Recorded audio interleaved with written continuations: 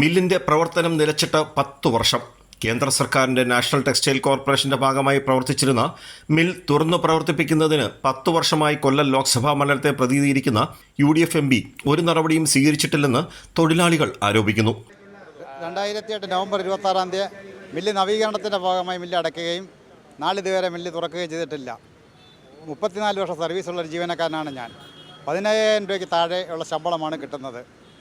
മില്ലിൽ ഇതുവരെ നവീകരണ പ്രവർത്തനങ്ങൾ നടന്നിട്ടില്ല. ഇത് ചെയ്യേണ്ടത് MP-യുടെ നേതൃത്വത്തിലാണ്. MP അതിന് വേണ്ട കാര്യങ്ങൾ ഒന്നും ഇതുവരെ അനക്കിയതില്ല. പ്രധാനമന്ത്രിയായിട്ട് ഏറ്റവും അടുത്ത ഒരാൾ അദ്ദേഹത്തിൻ്റെ ഭക്ഷണം കഴിക്കാൻ വരെ പോയ കക്ഷി. അദ്ദേഹം പറഞ്ഞാൽ ഒരുപാട് കാര്യങ്ങൾ നടക്കും. അതിനൊക്കെ ഞങ്ങൾക്ക് ഈ ബോണസ് തന്നെ 4 കൊല്ലത്തെ ബോണസ് തന്നെ കിട്ടാനുണ്ട്. ഇതിന് പോലും ഒരു പരിപാടിയും അദ്ദേഹത്തിൻ്റെ ഭാഗത്തുനിന്ന് ഉണ്ടായിട്ടില്ല. അപ്പോൾ അദ്ദേഹം ചുമ്മാ എന്തെങ്കിലും ചിലപ്പോൾ സംസാരിക്കും, പ്രസംഗിക്കാനല്ലാതെ പുള്ളിയെ കൊണ്ട് വേറെ കാര്യങ്ങൾ നടക്കത്തില്ല. കോടികൾ വിലമതിക്കുന്ന യന്ത്രങ്ങൾ തുരുമ്പെടുത്തു. തുടർച്ചയായി പാർലമെന്റിൽ കൊല്ലത്തെ പ്രതിനിധീകരിക്കുന്ന പ്രേമചന്ദ്രന് കൊല്ലം നഗരമധ്യത്തിലുള്ള പാർവതി മില്ലിന്റെ കാര്യത്തിൽ പ്രസ്താവനകളല്ലാതെ ഒന്നും ചെയ്യാനായില്ല. മില്ലിൽ അവശേഷിക്കുന്നത് 28 തൊഴിലാളികൾ മാത്രം. പ്രേമേന്ദ്രൻ ഇതിനൊരു പ്രാധാന്യമില്ല എന്ന് അദ്ദേഹത്തിൻ്റെ ഒരു പഴയ പല്ലവി തന്നെയാണ്. അദ്ദേഹം MP ആയിട്ട് 10 വർഷമാകുന്നു.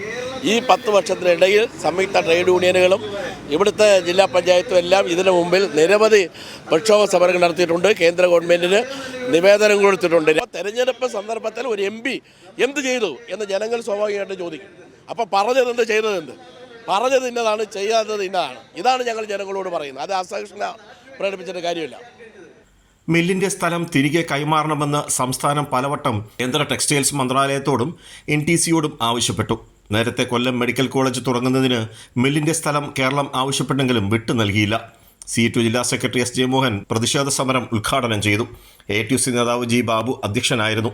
K. Varadarajan, AM Iqbal, X. Ernest, VK Anirudhan, G. Anandan, P. Rajendrababu, P. Mohandas തുടങ്ങിയവർ പങ്കെടുത്തു.